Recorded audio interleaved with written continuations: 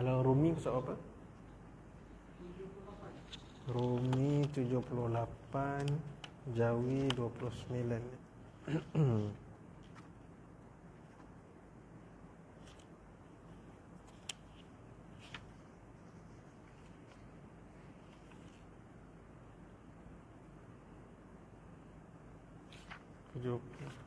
Baik. A'udzubillahi minasyaitonirrajim. Bismillahirrahmanirrahim. Alhamdulillahi rabbil alamin, wassalatu wassalamu ala asyrafil anbiya'i wal mursalin wa ala alihi wa sahbihi ajma'in. Allahumma iftah alaina hikmataka waj'ur alaina min khaza'in rahmatika ya arhamar rahimin. Qala rabbi shrah li sadri wa yassir li amri wahlul 'uqdatam min lisani yafqahu qawli. Allahumma yanfa'una, Allahumma adkhilna bil jannatika bi syafa'ati nabiyyikal mukhtar wa ahlil athhar wa ashabil akhyar wa sallim ma dama al-nahar. Subhanaka la ilma lana illa ma 'allamtana innaka antal alimul hakim. Wa sallallahu ala khairi khalqihi sayyidina maulana Muhammadin nabi wa ala alihi wa sahbihi ajma'in ila hadratin nabi Muhammadin Mustafa Rasulillah sallallahu ta'ala alaihi wasallam wa alihi wa sahbihi al-kiram wa masyayikhina al-Fatihah. A'udzu billahi minasyaitonir rajim. Bismillahirrahmanirrahim.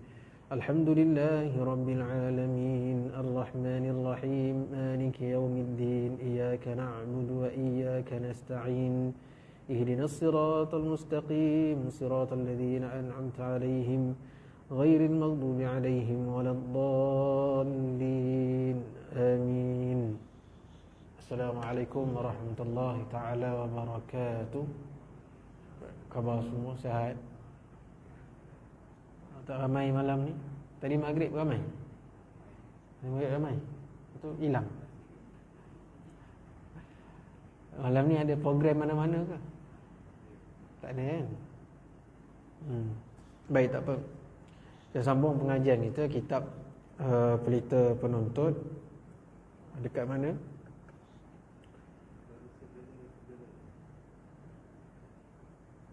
Bawah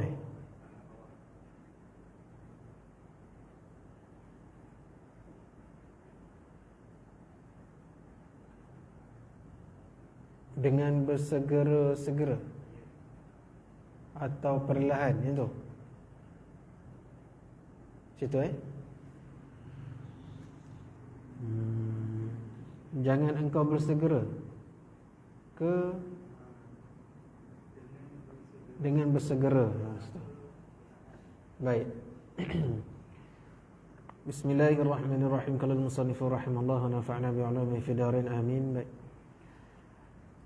Tiada dapat baik ia dengan bersegera-segera. Maknanya tak dapat jadi elok pekerjaan itu dengan kalut lah. Bersegera tu maksudnya kalut, cepat-cepat. Ya, jadi sesuatu pekerjaan yang kalut itu dia tidak akan dapat keputusan yang baik ataupun tidak akan dapat kerja yang baik. Maka perlahan dan berhalus, maknanya berhalus, buat kerja berhalus orang kata. Ya, sesuatu itu perlu perlahan dan perlu berhalus serta berkekal, itu sangat baik. Kekal apa? Kekal, steady, maknanya perlahan dan berhalus tu kekalkan itu dalam keadaan yang tenang. Kita buat sesuatu perkara itu dalam keadaan perlahan, tidak kelam kabut, tidak kalut, serta berhalus, teliti, serta berkekal.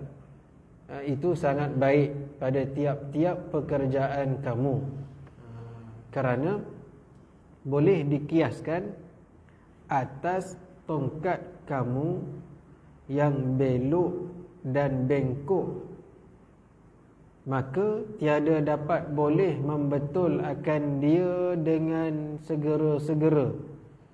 Kalau kita pakai tongkat kita bengkok, belok, Jadi tak boleh nak betulkan dia itu dengan buat kerja yang cepat-cepat atau buat kerja kalut, tak boleh.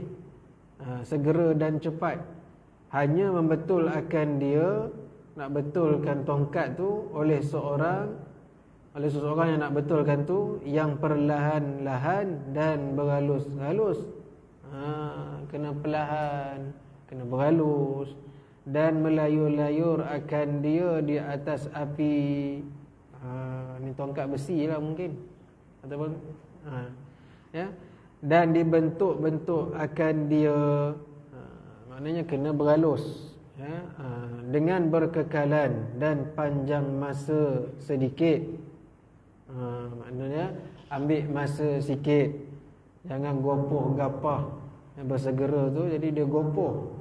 Jadi tak boleh dapat hasil kerja yang elok, hasil kerja yang baik. Ya, jadi kena slow and steady dan teliti, berhalus. Kemudian ambil masa, seperti dikatakan al-ajalu minasyaitani wat-ta'anni minallah. Artinya bermula bersegera-segera itu, gopoh itu, ya, bermula gopoh gapah itu daripada syaitan, dan berhalus itu daripada Allah Ta'ala. Maksudnya Allah Ta'ala bersifat, ya, berhalus, teliti, ya. Dikatakan, berkata Abu Hanifah, Imam Abu Hanifah radhiyallahu anhu, bagi Abi Yusuf rahimahumallahu ta'ala, adalah engkau bodoh yang mengeluar akan dikau daripada oleh berkekalan atas membaca-baca, dan jauh olehmu akan diri kamu daripada bersifat dengan segan. Segan ni malas, ya. Kalau orang utara, segan malas, bukan segan malu tak. Segan dekat sini malas, ya.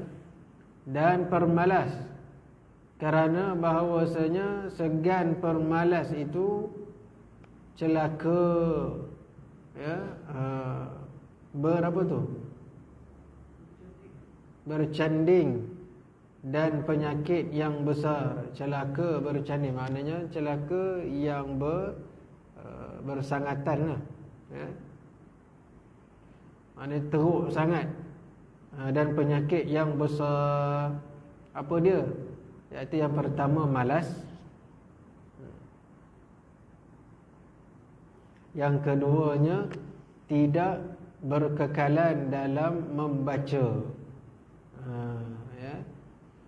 Jadi tak dapatlah cerdik. Kata Imam Abu Hanifah, kata, ya, bodoh bagi orang yang tidak membaca, yang malas. Dia tak dapatlah cerdik. Jadi orang yang tidak membaca dan malas, maka dia adalah seorang yang tak cerdik. Mana kat sini tulis bodoh lah. Dan celaka dan penyakit yang besar, adalah satu penyakit yang besar, ya. Orang yang malas membaca, orang yang bersifat dengan malas, semuanya nak kena suap dan sebagainya, itu adalah penyakit. Berkata Syekh Abu Nasr As-Sighar Al-Ansari, hai nafsu,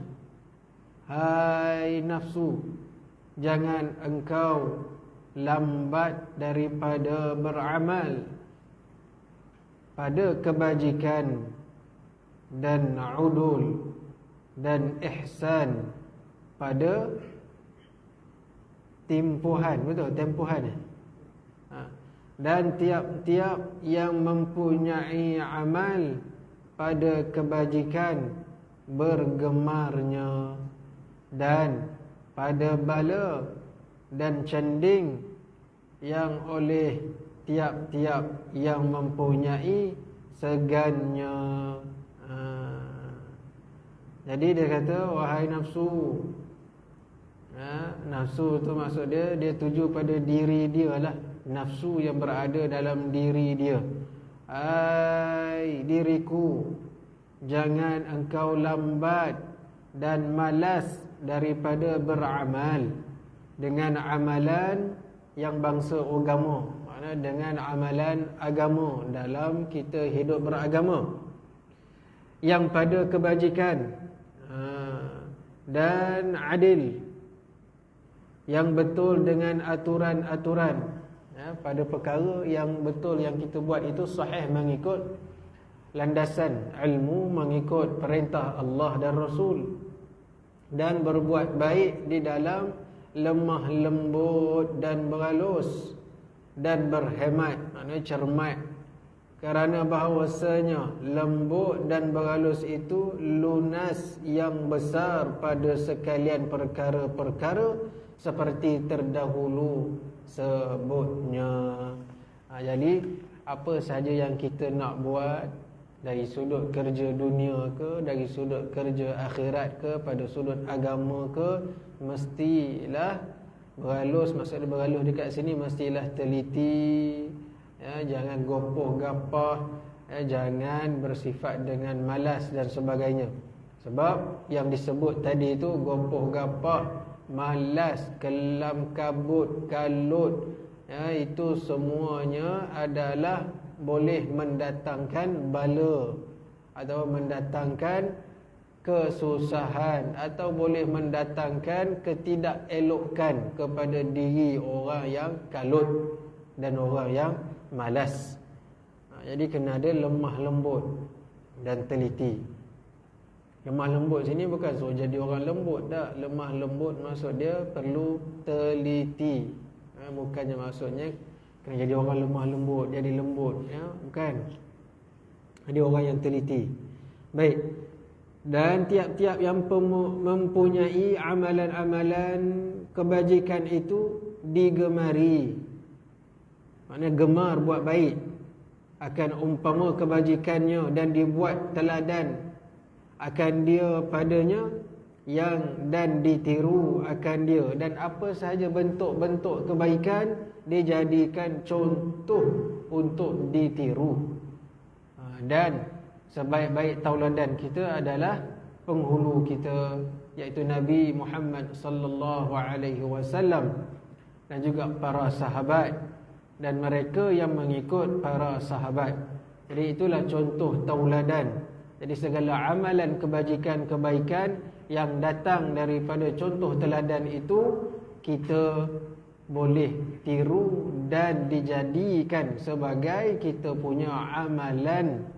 Nak tiru boleh, kita tirulah mereka yang meniru perbuatan ulama sehingga sampai kepada para sahabat dan juga sampai kepada Nabi sallallahu alaihi wasallam, yang menjadikan seseorang itu sebagai idola, yang mana idolanya gemar kepada kebaikan, dan idolanya itu boleh bawa kita ingat Allah dan akhirat. Ini tak dijadikan idola yang tak bawa ingat kepada Allah, yang bawa lupa kepada Allah, yang melalaikan, tak bawa pun manfaat kepada kita untuk iman kita dan juga untuk akhirat kita. Idola apa lah tu? Jadikan artis yang tak semenggah sebagai idola, itu tak jadi. Itu mendatangkan bala dan celaka. Itu dalam kitab ni sebut, faham yang tersirat begitu. Itu yang jadi kacau tu. Jadi pening, jadi bingung lah. Sebab dijadikan artis sebagai teladan, dia jadikan yang tak membantu untuk tingkatkan iman dia sebagai teladan, idola. Yang tak bantu pun dia untuk naikkan hal dia, rasa dia kepada akhirat. Jadi tak manfaat lah begitu, tak mendatangkan manfaat. Untuk apa kita jadikan? Kita terpegun, kita jadikan contoh. Tengok dia contoh. Apa contohnya tu? Adakah contoh pada seseorang itu membuatkan kita bertambah iman kita kepada Allah Ta'ala? Contoh orang itu membuatkan kita lebih ingat Allah Ta'ala? contoh orang yang ada pada orang itu buat kita nak kepada belajar agama, contoh yang ada pada orang itu buatkan kita lebih ingat akhirat. Kalau itu ada, alhamdulillah. Kalau itu tak ada, na'udzubillah. Jadi kena tengok anak-anak muda kita sekarang ini, ataupun tak kiralah tak muda pun, kadang-kadang jadikan seseorang, sosok tubuh itu sebagai contoh, role model, idola dan sebagainya, tapi bawa kepada dunia. Tengok orang itu. Sebab apa? Sebab dia berjaya dunia, kereta besar, harta aset banyak, macam mana dia buat duit. Kalau itu tingkatkan iman kita pada Allah Ta'ala, okeylah. Kalau itu buat kita lebih nampak ingat pada akhirat, alhamdulillah, okeylah. Tapi kalau itu sekadar hanya bayangan, sedaplah jadi macam dia, ada rumah banyak, rumah besar, kereta besar, duit banyak, mula dah berangan. Yang berangan yang tak bawa kepada agama, berangan yang tak bawa kepada akhirat, berangan kepada dunia semata, tunggulah kebinasaan yang bakal tiba. Banyak orang macam itulah sekarang ni. Jadi kita minta jauhlah pada fitnah dunia, fitnah akhir zaman yang bawa kita jauh daripada akhirat. Baik.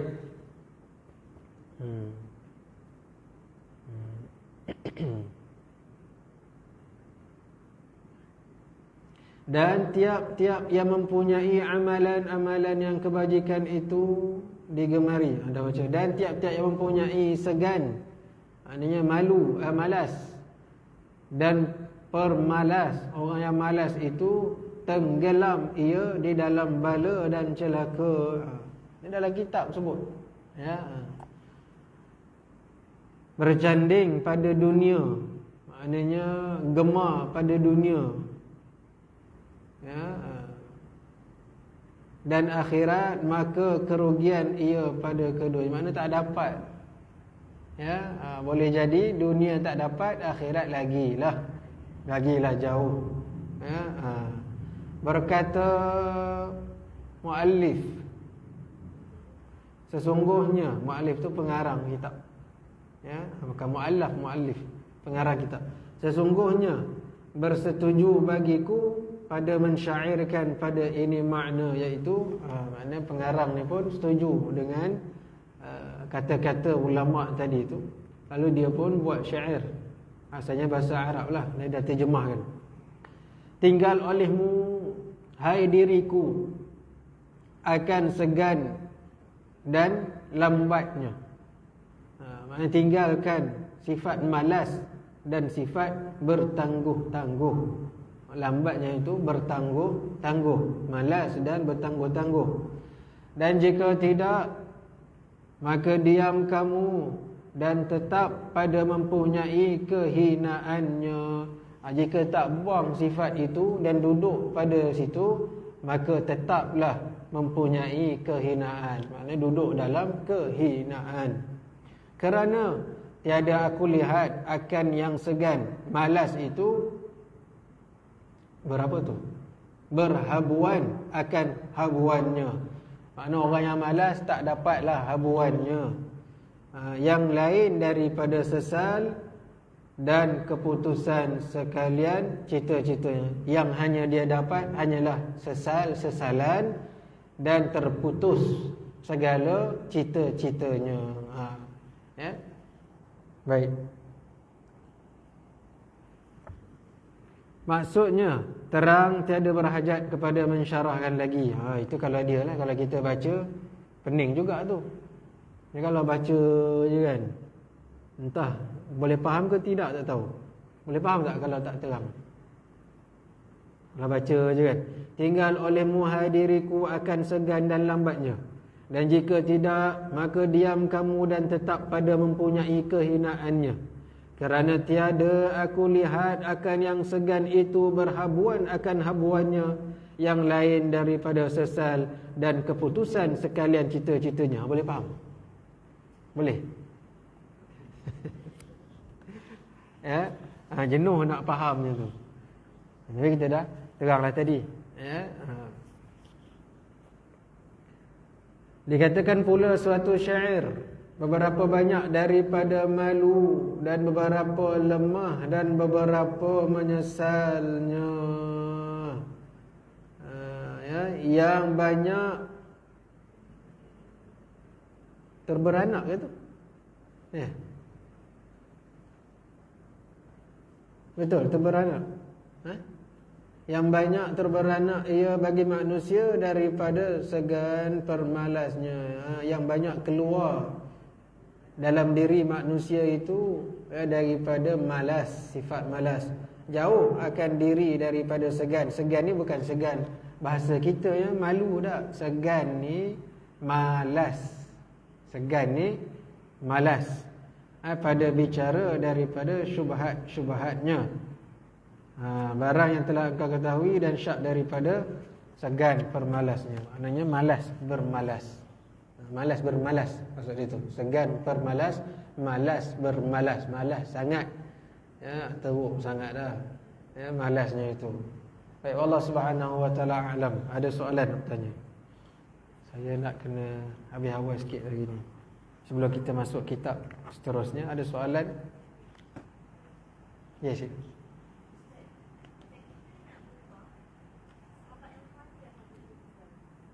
Sahabat yang macam mana patut kita?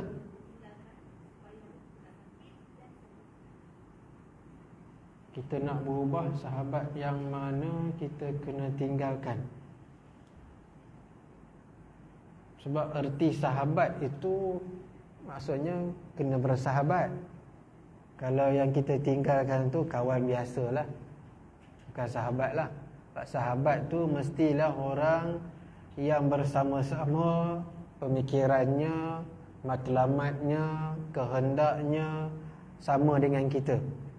Kalau pemikiran dia, matlamat dia, kehendak dia tak sama dan tak jelas, matlamat kita kepada akhirat, matlamat dia tak tahu ke mana, jadi slow-slow lah kita tak boleh ambil dia sebagai sahabat. Sebab tidak membantu kita untuk akhirat. Jadi sahabat yang perlu adalah yang membantu kita kepada akhirat. Itulah yang sebaik-baiknya. Bantu kita untuk faham agama, boleh tegur kita. Jadi sekurang-kurangnya kita mendapat manfaat daripada sahabat kita itu, yang mana kalau kita bersahabat dengan dia, kita tak jadi lara. Dia banyak bercerita tentang agama, banyak bercerita tentang akhirat, matlamat dia pun jelas nak kepada akhirat. Ni tak kadang-kadang duduk dengan mengupas bawangnya, dia mengayam ketupatnya, mana nak nampak akhiratnya lagu tu. Jadi yang itu eloklah slow-slow tinggalkan. Kalau yang begitu tak ada cerita lain. Kalau tak mengupas bawang ayam ketupat pun, cerita dia dunia, dunia, dunia. Duit, duit, duit. Harta, harta, harta. Sebab semuanya itu kita akan tinggalkan, tak bawa ke mana. Tapi kalau dia cerita bab duit itu untuk akhirat, tak apa. Macam mana nak cari duit, nak bantu sekian, tak apa. Pasal di situ dia cari duit untuk dapat pahala, tak apalah. Mencari duit untuk dia tukarkan duit itu jadi pahala, okey lagi. Mana bawa kepada akhirat lagi lah, bawa kepada agama lagi. Tapi kalau semata-mata duit, semata-mata dunia, itu tak boleh lah. Cerita tentang dunia langsung tak bawa kita kepada akhirat, eloklah kita perlahan-lahan tinggalkan. Begitulah. Mudah-mudahan insya-Allah Allah kurniakan kita sahabat yang dia boleh bercakap dengan kita itu soal agama, dan kita pun boleh bercakap dengan dia soal agama. Ini tak bercakap soal agama je, boring lah, boring pula. Cakap buat agama je boring. Macam mana lah tu? Tak syok lah cakap buat agama ni. Tak bebas lah, nak mengumpat pun tak boleh. Dan tu dah kan nak buat dosa juga, contoh. Alah sikit-sikit je kan, selalu pun, bukannya banyak sangat pun. Nanti kita taubatlah, istighfar, yang macam tu. Jadi sahabat yang boleh borak pasal agama, sahabat yang boleh kita bercakap tentang akhirat, itu elok kita dekat. Yang tak macam tu sebaliknya, eloklah kita jauh. Jelas? Boleh ya, insya-Allah.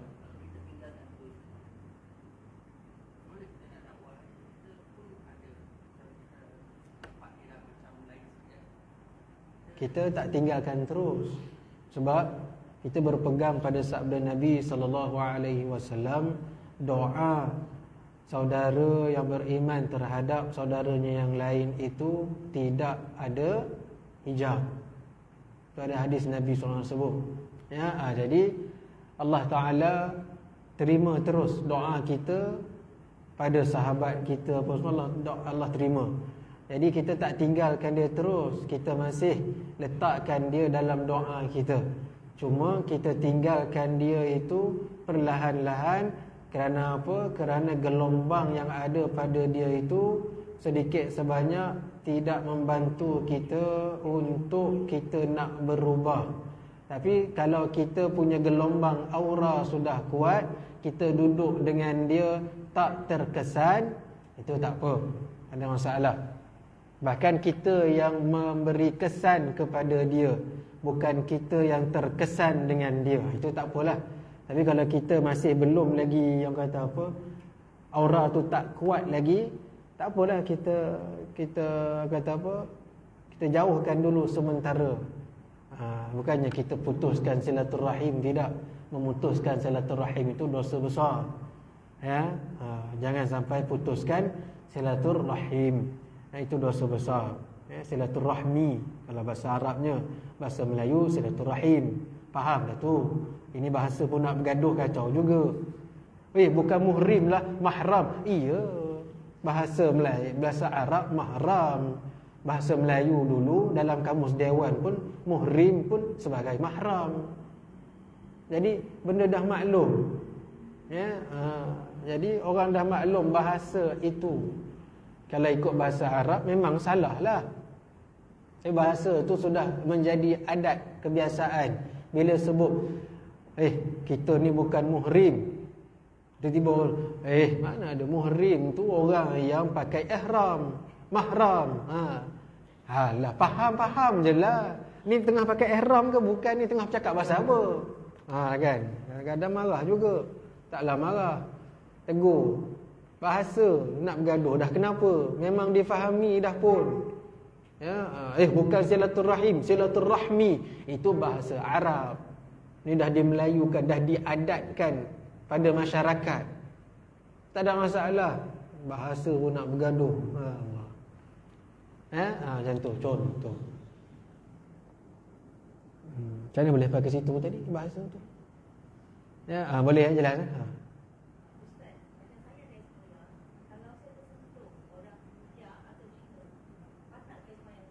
Perempuan tak batal.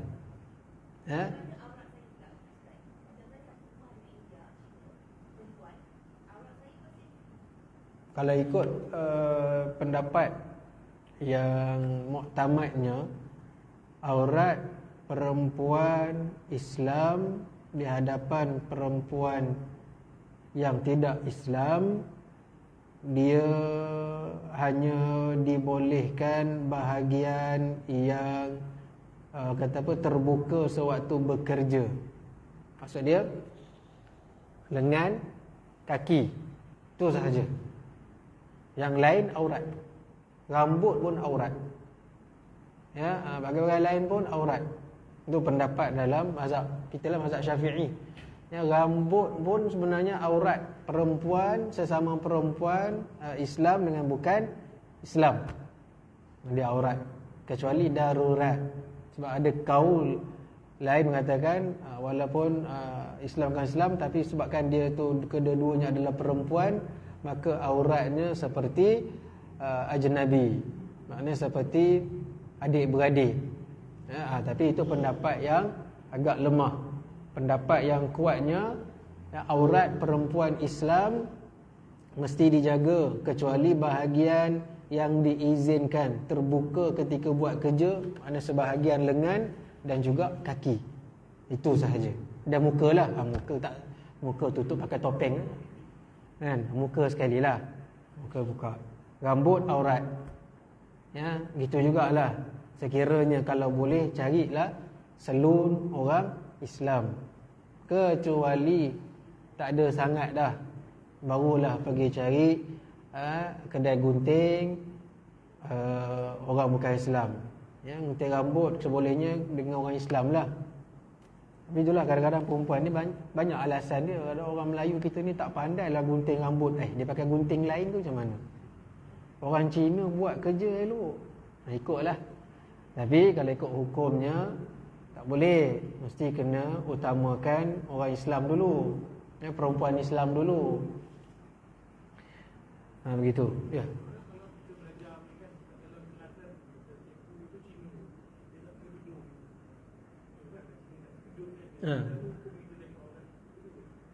Belajar cikgu Cina tak tutup aurat, kan? Jenuh pula cikgu Cina nak kena pakai tudung pula kan. Ya, jadi hukumnya harus, sebab dalam pembelajaran tak boleh nak elak dah, tak boleh nak elak, ya.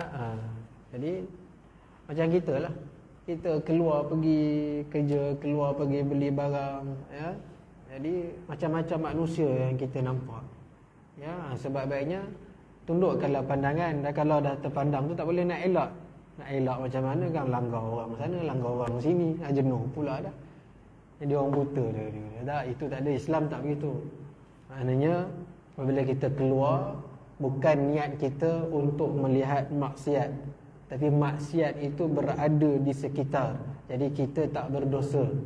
Berdosa sekiranya kita bertujuan, berniat memang hendak mengambil, orang kata apa, mengambil sedap dengan memandang. Itu dosa lah. Itu tak boleh lah, ya. Jadi kena tengok itu, tengok. Kalau tertengok, istighfar, tengok, dah lah, kembali baliklah kepada Allah Ta'ala, begitu, ya. Baik, boleh. Ada soalan lain?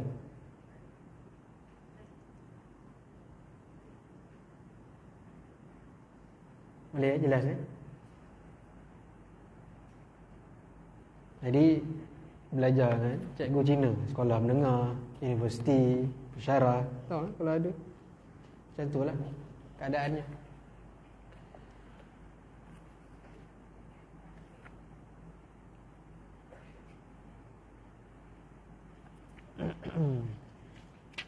Baik, ada kita sambung kitab Muhimmah. Surat berapa ya Muhimmah? 34.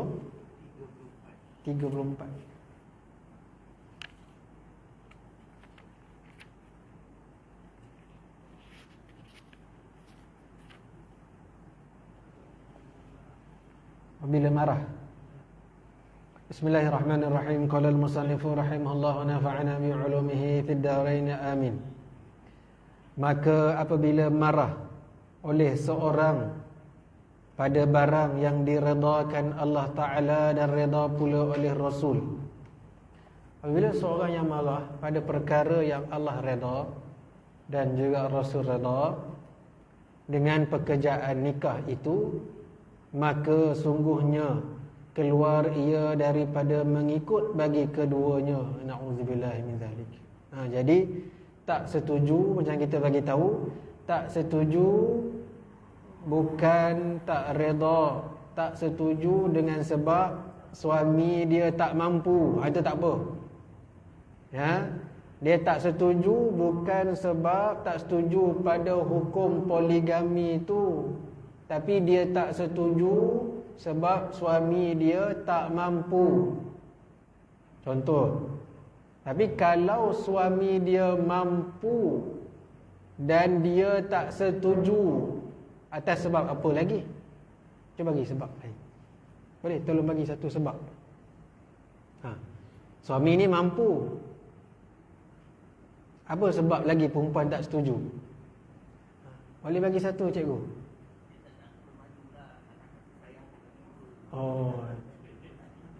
Tak nak berkongsi kasih sayang. Alasan tak nak berkongsi kasih sayang. Habis Allah tak reti jaga hati perempuan tu macam mana? Kan? Kenapa Allah Ta'ala berikan lelaki itu poligami? Adakah Allah Ta'ala itu tidak adil kerana memberikan suami keizinan berkahwin lagi satu? Adakah Allah Ta'ala tidak adil kepada isteri-isteri yang ada? Boleh jawab? Kena perempuan jawab. Laki tak mau dia jawab. Laki dia ya je. Ya, sesungguhnya Allah Ta'ala itu Maha mengetahui. Ya. Jadi sekiranya kalau suami itu mampu, ya, dengan alasan tak boleh nak berkongsi ataupun tak boleh nak bermadu, itu sebenarnya hanyalah mainan iblis dan nafsu yang mempengaruhi minda dan emosi isteri saja je. Sebab dia nak cuba keluarkan si perempuan ini tadi daripada landasan keimanan, dan dia bisikkan macam-macam. Ya, sikit je boleh jadi dia tak reda dengan hukum. Sikit je boleh dia tak jadi, tak setuju dengan pemberi syariat kerana mengizinkan lelaki kahwin lebih dari satu. Jadi kena jaga-jagalah. Ya, jaga-jaga. Cuma nak bagi tahu bukan senang kahwin lebih. Tak senang pun. Ya, bukan senang. Lelaki jangan ingat kahwin lagi satu adalah jalan keluar. Tak. Yang satu pun dah rasa beban dia, tambah lagi satu, tambah lagi beban. Yang satu pun tak boleh nak handle masalahnya, tambah lagi satu. Ya, jadi tak perlulah. Fikirlah masa-masa. Ya. Takut lelaki jadi daripada adil tak adil. Ya, daripada mampu terus jadi tak mampu. Daripada baik jadi tak baik. Elok-elok kahwin satu dia adil, mampu. Tiba-tiba bila kahwin dua jadi tak adil, tak mampu. Dah berdosa dekat situ lelaki. Ya? Jangan fikir itu je. Itu dia tak jadi. Maka adalah hukumnya, perempuan yang demikian itu masuklah ia dalam jumlah syaitan dan iblis yang kena laknat oleh Allah Ta'ala. Na'udzubillahi min zalik. Sebab tu perlu kepada ilmu. Tanya betul-betul. Tak puas hati tu keluarkan, luahkan apa yang tak puas hati itu, yang sebenar-benarnya. Kalau sekadar tak boleh berkongsi kasih, tak boleh berkongsi suami, itu sebenarnya tak berapa kuat dan kukuh. Kalau gitu, perempuan pun bolehlah lebih suami pula dah. Perempuan pula nak lebih suami pula, main macam tu payahlah, susahlah macam tu. Ya? Ini hukum Allah. Jangan ikutkan nafsu sendiri. Ini hukum Allah. Hukum yang jadikan kita ni, yang jadikan suami kita itu, yang jadikan isteri kita itu, yang jadikan diri ini, diri itu, yang jadikan juga emosi ini, yang jadikan semua ini, semua datangnya daripada Allah Ta'ala. Kalau tak setuju, ada caranya. Kena tengoklah. Jangan terus tak setuju. Tak boleh. Ya. Takut masuk tergolong yang macam dalam kitab ni sebut. Kita tak nak bagi tahu je. Bila begitu besar sangatlah dosanya, sampaikan terkeluar boleh, silap-silap boleh terkeluar. Na'udzubillah. Ya, terkeluar gugur iman. Gugur iman. Bahaya tu. Jangan main-main. Hai segala kaum perempuan, apa yang terlebih besar bala daripada penasihat baginya, jikalau tiada engkau mahu menurut nasihat ini. Ya, jadi Tok Syekh ni kata macam mana lagi nak nasihat? Ya, apa lagi kalau tak dapat nak terima nasihat ini, apa lagi yang besar bala yang diterima. Maka bahawa sesungguhnya jika tiada redha dengan suaminya beristerinya yang lain dengan syarat-syarat yang tertentu, itu tambahan. Ya, tak semestinya bila nak berkahwin lain tu mesti okey tak. Ya, boleh. Isteri boleh tentang, isteri boleh menentang. Maknanya boleh tidak bersetuju sekiranya suami itu nak berkahwin lain. Boleh. Dengan sebab-sebab alasan-alasan yang dibolehkan. Ya, boleh. Tak ada masalah. Bukannya tak boleh. Boleh. Ya, maka terkeraslah datang bala padanya dunia dan akhirat. Maka keraslah bala, dahsyatlah bala yang datang padanya di dunia dan akhirat. Ya, serta dengan beberapa malunya pada besok hari. Jangan salah baca. Jangan salah baca ya. Saya tak baca tu, saya buang yang depan tu. Ya, jadi saya terus translatekan. Ya, dengan beberapa malu pada besok hari. Asal perkataan tu lain sikit bunyi dia. Takut dapat malu besok hari tu di akhirat.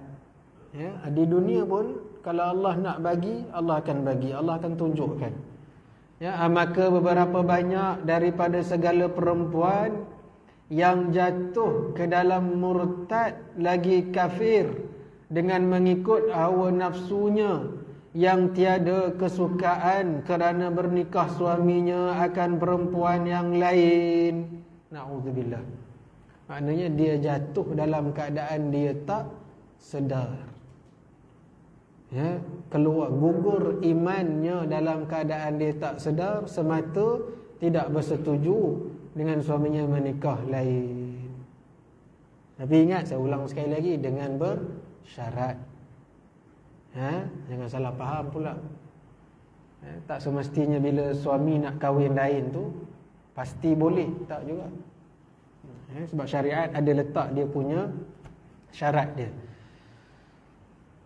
Maka meringankan ia akan syariat yang tiada haruskan oleh syarak, kerana dia telah meringankan syariat Allah yang tidak diizinkan oleh syarak. Dan apabila meringankan ia agama yang suci, iaitu agama Nabi Muhammad sallallahu alaihi wasallam, nescaya kufurlah ia. Wa na'udzubillah min dzalik. Ya. Ada gitulah ramai ya, yang tak jelas perkara ini.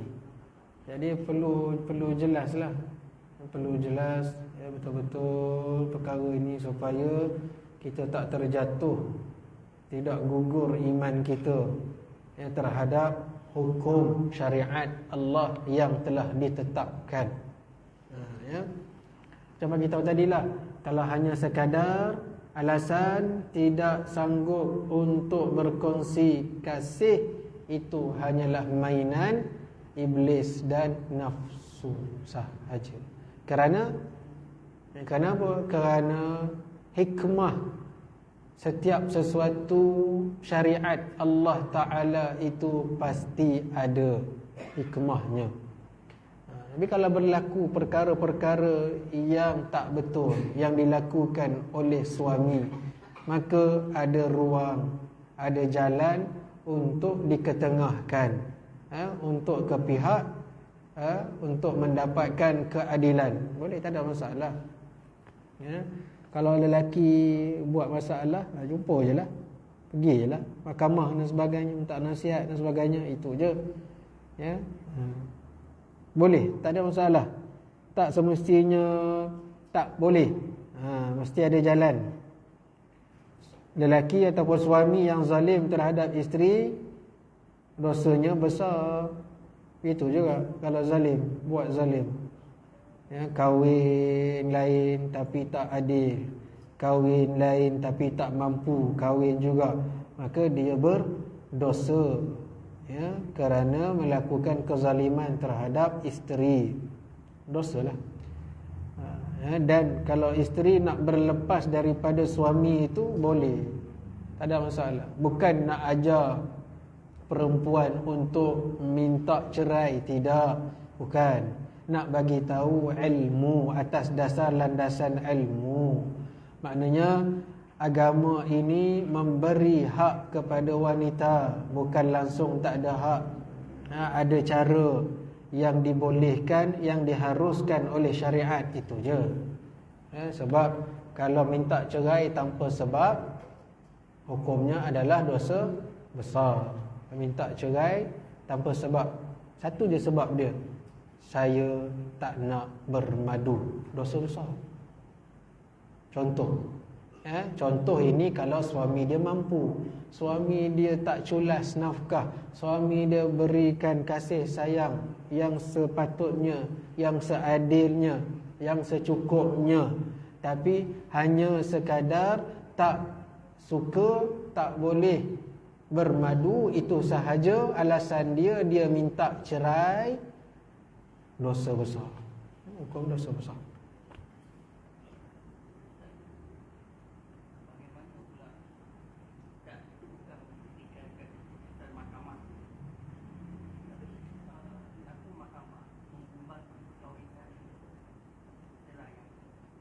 Ya? Itu kalau kita tengok memang berlaku ketidakadilan pada S. Ya. Sebab dia berlaku ketidakadilan. Ya, ketidakadilan. Jadi hakim akan menilai semua. Bukan senang-senang hakim nak membubarkan perkahwinan. Ya, itu selangkah kaki ke neraka. Tugas hakim ni, kalau dia salah dalam membuat keputusan, nerakalah jawab dia. Tetapi telah menilai segala semua kondisi keadaan semuanya. Ya, apabila berlaku ketidakadilan, keculasan dan sebagainya, dengan syarat-syaratnya yang dibolehkan, maka hakim berhak supaya suami melepaskan isterinya. Jadi kuasa pada hakim.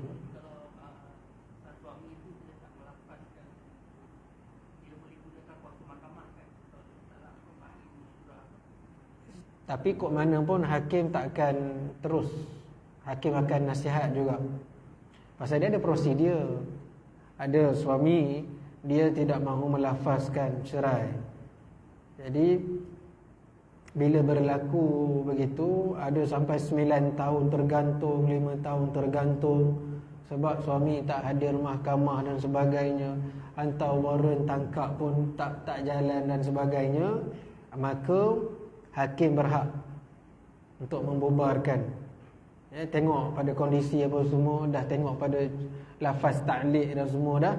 Jadi hakim berhaklah, tengoklah pada hujah-hujah dia yang dibolehkan. Tengok keadaan. Itulah nak cerita pun panjang ceritanya tu. Sebab kasih sayang adalah nafkah batin. Bila kasih sayang tak diberi, maka itu nafkah tidak diselesaikan, tanggungjawab itu maksudnya salahlah. Dari sudut undang-undangnya salahlah. Bila kasih sayang tak diberikan, maka itu seperti kalau dalam fiqh, kasih sayang itu adalah nafkah batin, merupakan nafkah batin. Jadi bila si isteri tak dapat nafkah batin, itu berupa kasih sayang, bukan semata-mata hubungan intim, tidak, tapi kasih sayang tu, saluran yang disalurkan oleh suami kepada isteri itu tidak sampai pada isteri, mengakibatkan isteri itu dia merana lah. Jadi berdasarkan situ hakim akan menilai kondisi dan sebagainya, maka dibolehkan. Itu adalah tertakluk pada bidang kuasa hakim.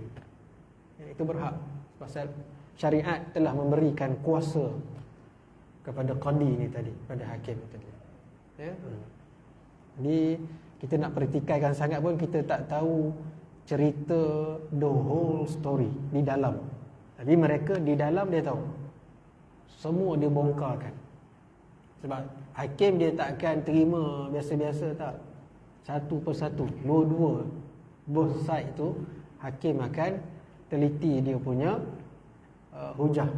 Melainkan yang paling simple, yang paling mudah adalah perceraian dengan persetujuan bersama. Itu sekejap je. Ya, bercerai dengan persetujuan bersama. Jadi bila perceraian dengan persetujuan bersama, masuk kod 5 minit siap. Ya, masuk kod 5 minit siap. Semua dah ready dah. Tulis borang, tak setuju ni, hakim tanya suami, dah dengar, dah baca apa semua tu, setuju tak? Ya, isteri minta cerai kan? Setuju. Okey, mahkamah ni dah siap, 10 minit balik. Simple je kalau persetujuan bersama sekejap. Tak tahulah di Negeri Sembilan lah, kalau tempat lain wallahu a'lam. Sebab bila ada anak, dia kena cepat-cepat kena buat semua-semua tu lah. Dia adalah dia punya term and condition dia tu. Kan, macam mana pula bab hadanahnya dan sebagainya, semua kena settle lah. Kalau settle semua, hakim tanya setuju tak apa yang ditulis tu, dua-dua dah baca, dah sign, setuju, okey setuju, pak 5 minit siap balik. Tunggu je lah CJ cerai keluar, macam tu. Tapi yang kes ini lawan, yang ni tak setuju, yang ni nak, yang ni tak nak, memang susah lah, lama lah. Jadi bila berlawan tu, tunggulah hujah masing-masing, hakim nilai lah. Jelas.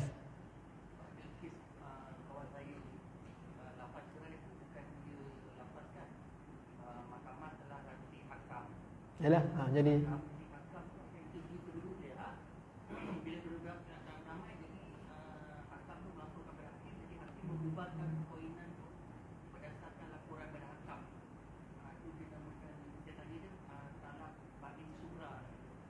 itu hakim lah yang bubarkan. Ya, walaupun si suami dia tak lafazkan, tapi hakim dah bubarkan berdasarkan, pasal saya pun pernah berhadapan dengan orang itu sendiri. Dia sebab gini. Jadi poin yang dia tulis tu, kenapa dia nak minta fasah, dia nak minta cerai, perempuan lah. Yang poin-poin gini. Yang si suami mengaku sekian, tapi dia tak nak lafazkan, tapi dia mengaku apa yang dituntut, apa yang ditulis oleh isteri dia tu betul. Jadi kuasa hakim membubarkan kahwinan tersebut. Jadi yang lelaki setuju, kahwinan terbubarlah. Tu hakim sendiri yang bubarkan. Ya. Itulah hakam tadilah. Ya. Baik, saya nak balik awal tadi ni.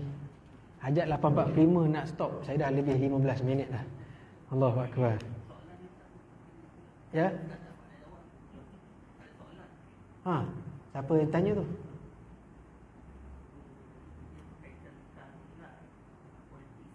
Apa tu? Allahu akbar.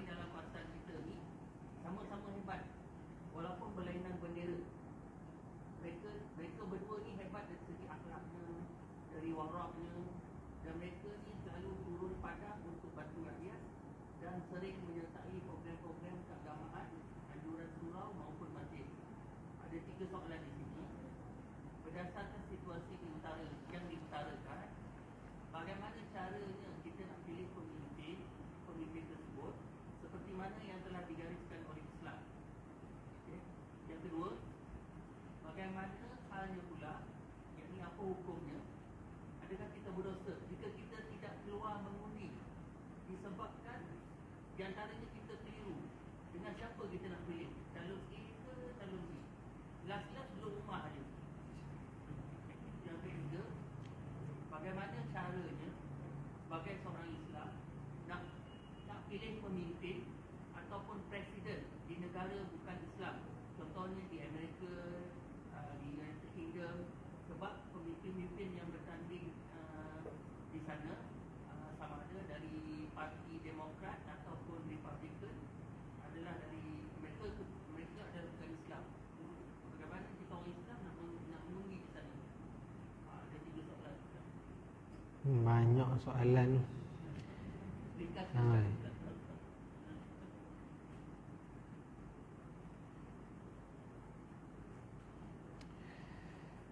Allahumma salli ala sayyidina Muhammad.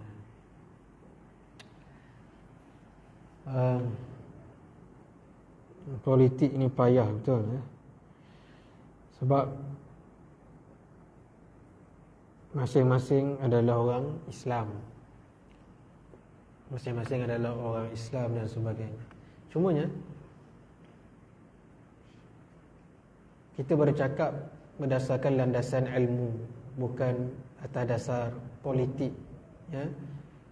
Di sebahagian ulama menyatakan bahawa tengok kepada yang pertamanya daripada sudut akidah. Adakah dengan calon tersebut ataupun dia mewakili sesebuah parti tersebut boleh menggugat akidah umat Islam, ataupun dia akan mengagungkan akidah umat Islam. Itu yang perlu dilihat. Apabila sesebuah parti itu kita tengok boleh mengganggu gugat akidah yang benar yang dipegang oleh majoriti umat Islam, maka kita perlu elakkan.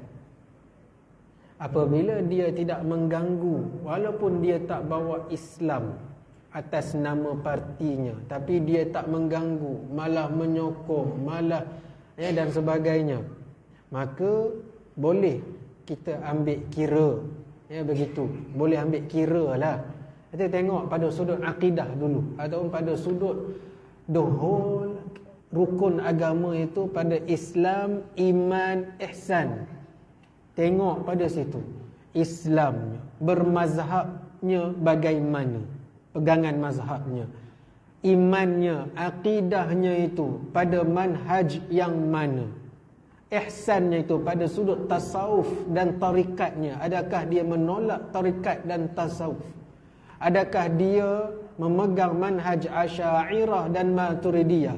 Adakah dia pada mazhab fiqahnya berpegang dengan mazhab Syafi'i kalau di Malaysia? Itu kena tengok dulu. Kalau yang itu ada pada diri dia, okey, ambil lah. Tapi kalau tak ada, calon itu jenis yang campur aduk mazhab, calon itu yang tolak sifat 20, calon itu yang tolak tarikat, tolak tasawuf, tak payahlah. Ataupun parti dia itu yang ramai orang begitu, ataupun yang menolak begitu, janganlah. Dan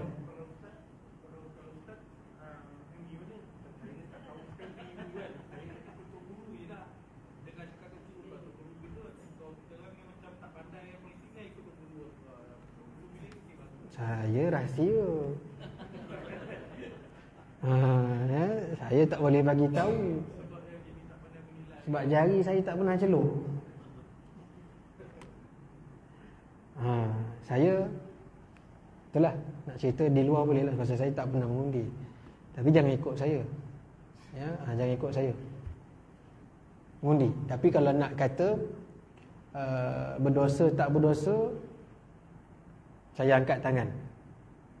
Ya, berdosa tak berdosa, saya angkat tangan, kecuali terang-terang kita undi orang bukan Islam, itu berdosa lah.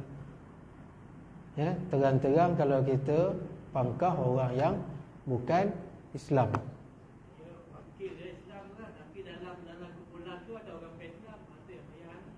Dia tengok the whole lah. The whole dia punya badan kepartian itu. Ya, sebab nak cerita, ya, kalau kita tengok dalam kitab karangan Syekh Abdul Qadir Al-Mandili, ya, Permata Indah, kitab Permata Indah, ada disentuh dalam tu bab politik. Tapi kalau baca betul-betul, kalau faham, tak macam yang sebahagian mereka ini faham.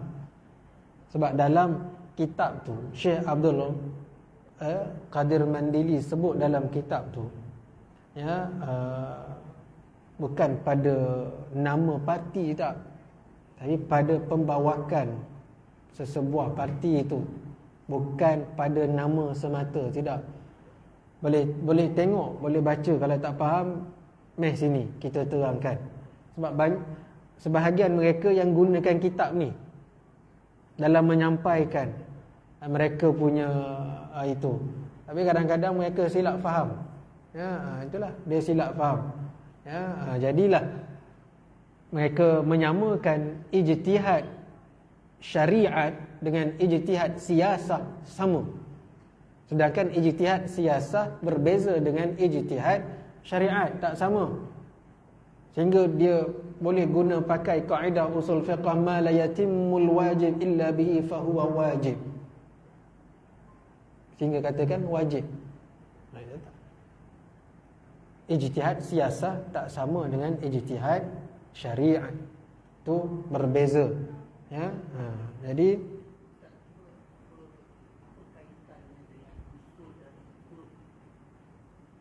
usul dan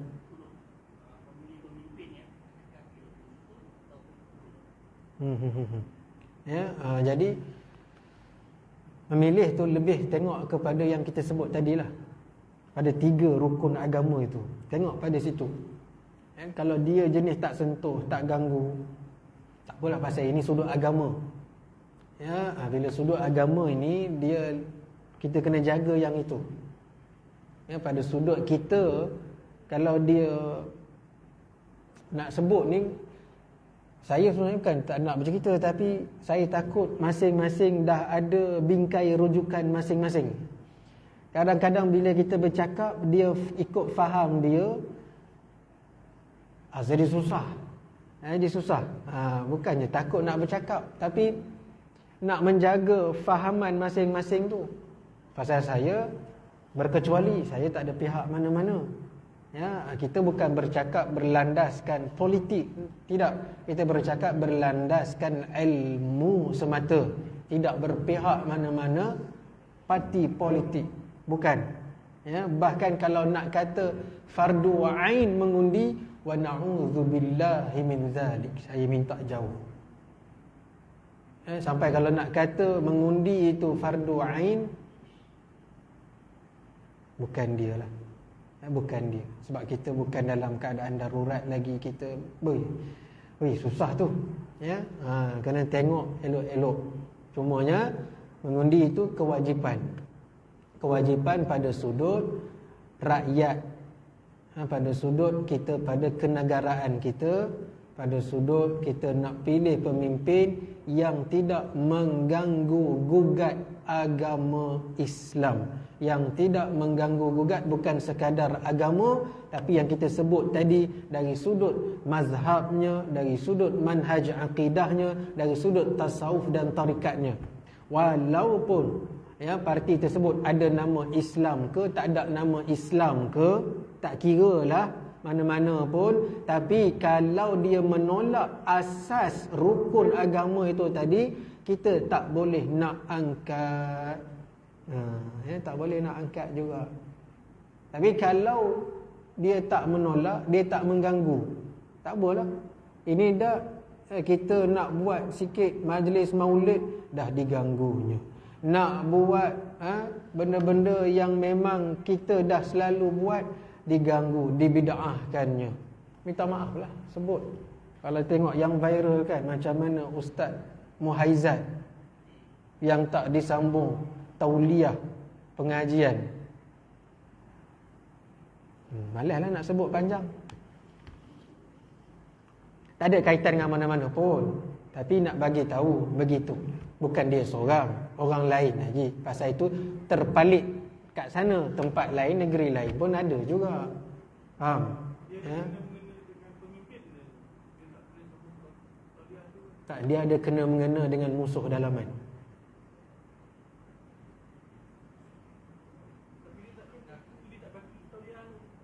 Ya?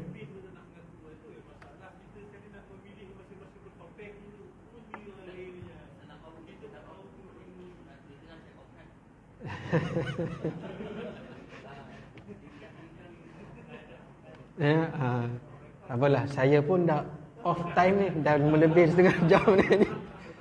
8.45 dah lebih setengah jam ni. Dah senang syukur dah. Tak apa, kita off majlis kita teruslah. Ya, wallahu subhanahu wa ta'ala a'lam. A'udzubillahi minasyaitonir rajim. Bismillahirrahmanirrahim. Alhamdulillahirabbil alamin wassalatu wassalamu ala asyrafil anbiya'il mursalin wa ala alihi wa sahbihi ajma'in. Allahumma aftah alaina futuhal arifin wa hifdzal mursalin. Subhanallahil azim. Subhanallah bihamdihi nastaghfiruka wa natubu ilaik. Wa sallallahu ala khairi khalqihi sayyidina maulana Muhammadin nabi wa ala alihi wa sahbihi ajma'in. إلى حضرة النبي محمد المصطفى رسول الله صلى الله تعالى عليه وسلم وآله وصحبه الكرام مشايخنا الفاتحة.